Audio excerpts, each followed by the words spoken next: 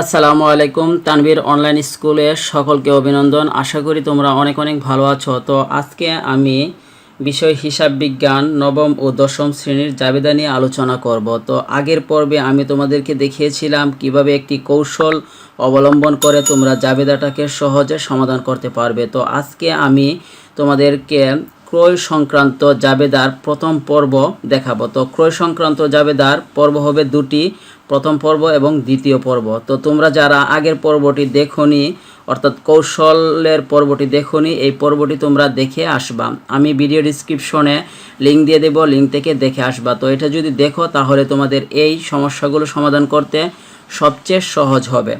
তো দেখো, আমি ওইখানে আলোচনা করেছিলাম যে সব বৃদ্ধি পেলে ডেবিট হবে আর হ্রাস পেলে ক্রেডিট হবে, আর আদম বৃদ্ধি পেলে ক্রেডিট হবে আর হ্রাস পেলে ডেবিট হবে। তো তোমরা যদি এই জিনিসটা বুঝতে চাও তাহলে তোমাদের অবশ্যই ওই ভিডিওটা দেখে আসতে হবে। তো ওই ভিডিওটা যদি দেখে আসতে পারো তাহলে তোমরা খুব সহজেই বুঝতে পারবা। তো চলো আমরা আজকে শুরু করছি ক্রয় সংক্রান্ত জাবেদার প্রথম পর্ব। তো তোমাদের কাছে একটি অনুরোধ, তোমরা যদি আমার এই চ্যানেলে নতুন হয়ে থাকো তাহলে অবশ্যই এই চ্যানেলটি সাবস্ক্রাইব করে পাশে থাকা বেল আইকনটি বাজিয়ে দিবা। আর এখানে যে অঙ্কগুলো করা হবে সেই অঙ্কগুলো ফেসবুক পেজে দেওয়া হবে, তোমরা ফেসবুক পেজ থেকেও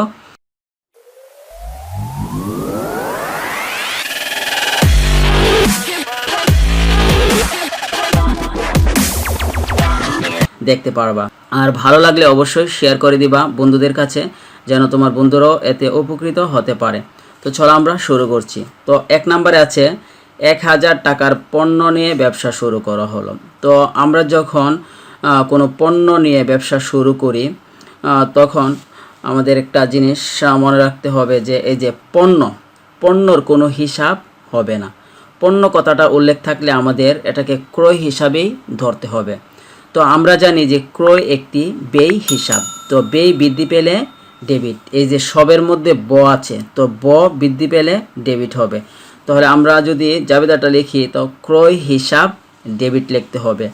আর এই যে 1000 টাকা কে আনছে, ব্যবসায় প্রতিষ্ঠানে এনে শুরু করা হয়েছে যেহেতু, তো প্রথম যে টাকাটা সেটা মূলধন হিসাবেই ব্যবসায়ী প্রতিষ্ঠানে আনা হয়।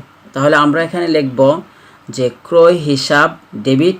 আর যেহেতু মূলধন বৃদ্ধি পেয়েছে, তো মূলধন দেখো এই আদমের মধ্যে ম হচ্ছে মূলধন, তো ম যদি বৃদ্ধি পায় তাহলে ক্রেডিট হবে। তাহলে আমরা এই সূত্র অনুযায়ী যদি আমরা লিখি তাহলে আমরা লিখব ক্রয় হিসাব ডেবিট 1000 টাকা, ঠিক আছে। এর বিপরীতে মূলধন বৃদ্ধি পেয়েছে, তো মূলধন বৃদ্ধি পেলে ক্রেডিট হবে, মূলধন হিসাব ক্রেডিট। তো আশা করি তোমরা এটি বুঝতে পেরেছো। এখন আমরা দেখব যে 2 নম্বরের মধ্যে লেখা আছে নগদে পণ্য ক্রয় 1500 টাকা। তো এখানে দেখো নগদে পণ্য ক্রয় করা হয়েছে। তো আমরা জানি যে নগদ সম্পদ, তো সম্পদ বৃদ্ধি পেলে ডেবিট আর হ্রাস পেলে ক্রেডিট।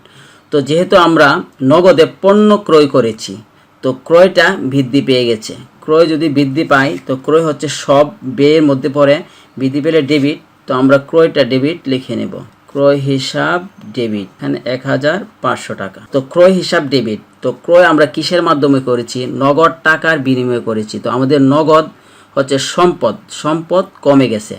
তো এই যে সব বৃদ্ধি পেলে যদি হয় ডেবিট, তাহলে সব হ্রাস পেলে ক্রেডিট। সব এই যে দন্তাস্ব আছে, দন্তাস্ব দিয়ে সম্পদ, তো সম্পদ বৃদ্ধি পেলে ক্রেডিট হ্রাস হয়ে যাবে, সম্পদ বৃদ্ধি পেলে ডেবিট আর হ্রাস পেলে ক্রেডিট। তাহলে আমরা এখানে লিখব নগদান হিসাব ক্রেডিট 1500 টাকা।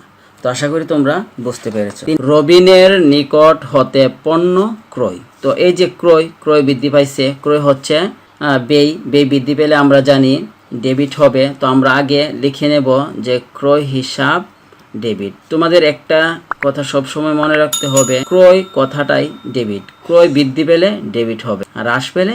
তো আমরা এখন যেগুলো করতেছি এখানে বেশিরভাগই বৃদ্ধি পাচ্ছে, ক্রয় আমরা ডেবিট লিখে নিলাম। তো যখন কোনো এরকম দাখিলা থাকবে, এই দাখিলার মধ্যে যখন কোনো নাম উল্লেখ থাকবে তাহলে তোমাদেরকে অবশ্যই মনে রাখতে হবে যে নাম উল্লেখ থাকলে বুঝতে হবে যে বাকিতে ক্রয় করা হয়েছে। তো বাকিতে যদি তুমি কোনো মানুষ বা কোনো প্রতিষ্ঠানের কাছ থেকে যদি তুমি কোনো পণ্য ক্রয় করে থাকো তাহলে ক্রয় বৃদ্ধি পেয়ে যাবে, এবং কোনো একটা পক্ষ তোমার কাছ থেকে টাকা পাবে।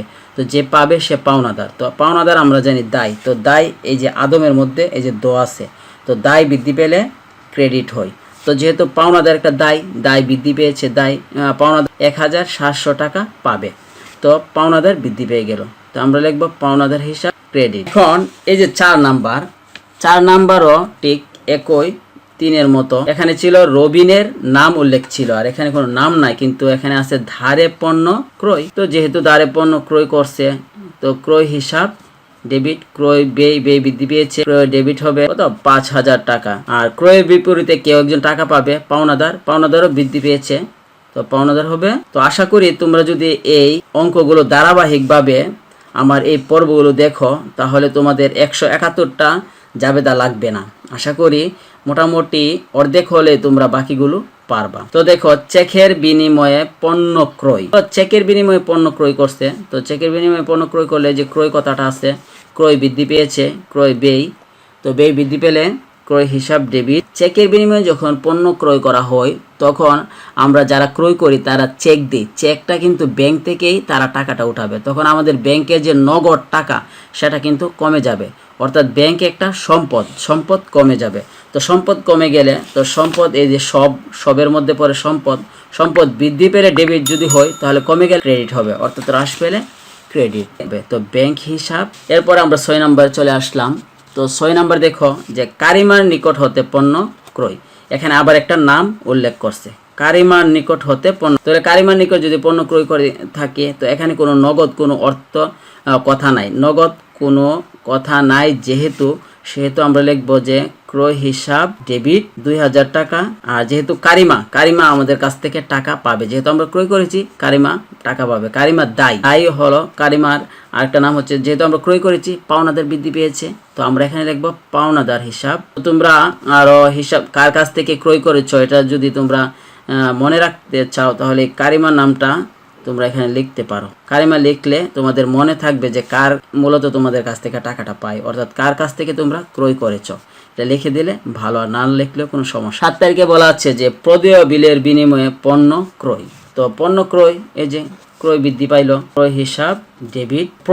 প্রদেয় কথাটা থাকলে আমাদের বুঝতে হবে যে এটা দায়। প্রদেয় কথাটা থাকলে দায়। আর প্রাপ্য হচ্ছে যে এখনো তুমি পাও নাই, মানে ব্যবসায়ী প্রতিষ্ঠান এখনো আসেনি, আসবে ভবিষ্যতে, এজন্য এটা সম্পদ। তো যেহেতু ক্রয় হিসাব ব্যয় বৃদ্ধি পেয়েছে, তো আমরা একটা ডেবিট লিখে ফেলছি, এখন পরেরটা অবশ্যই ক্রেডিট হবে। তো প্রদেয় বিল হিসাব দায় বৃদ্ধি পেয়েছে, প্রদেয় বিল হিসাব। তো আশা করি তোমরা এই জাবেদা খুব ভালো করে বুঝতে পেরেছো। এই জাবেদা খুব ভালো করে বুঝতে পারো, তাহলে অবশ্যই শেয়ার করার চেষ্টা করবা, আর একটা লাইক দেওয়ার চেষ্টা করবা অবশ্যই। আর পরবর্তীতে ভিডিও পাওয়ার জন্য অপেক্ষায় থাকতে হবে। এই চ্যানেলে নতুন হয়ে থাকলে অবশ্যই চ্যানেলটি সাবস্ক্রাইব করে পাশে থাকা বেল আইকনটি বাজিয়ে রাখো। ক্রয় সংক্রান্ত জাবেদার দ্বিতীয় পর্ব নিয়ে হাজির হব। আমি মনে করি যে তোমরা যদি এই পর্বগুলো নিয়মিত দেখতে পারো, তাহলে তোমাদের হিসাব বিজ্ঞান সম্পর্কে কোনো সমস্যাই তোমাদের থাকবে না, সকল সমস্যার সমাধান হয়ে যাবে। আর আমি মনে করি যে যারা জাবেদা পারবে, তারা হিসাব বিজ্ঞানে কোনো সমস্যাই থাকতে পারে না, তাদের কোনো সমস্যা থাকবে না আশা করি। তো আজকে এ পর্যন্তই, আল্লাহ হাফেজ।